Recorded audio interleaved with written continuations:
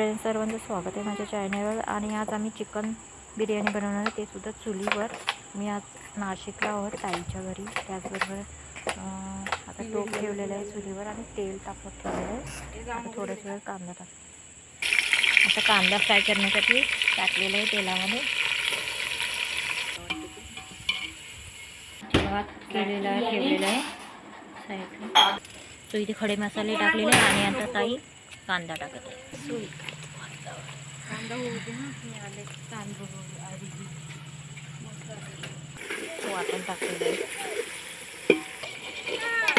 त्याच्यात मसाला टाकला. लवकर चिकन मॅरिनेट केलेलं आहे ते टाकले. आता काय दिसते बघा.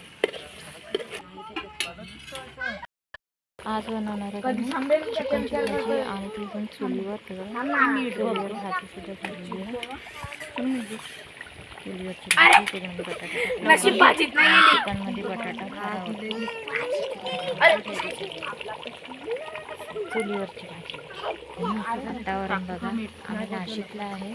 एवढा रसा राहू ना, बाबूचा काढायला लागेल. बाबूला रसाला लागेल. रेसिपी पूर्ण नाही दाखवलेली मी, पण नक्की पाहू. डिस्क्रिप्शनमध्ये मी लिहून देईन.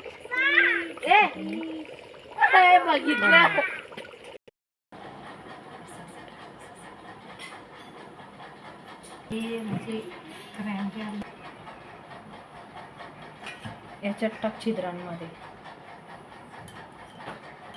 टाक. गोळा पडला आता. टाक.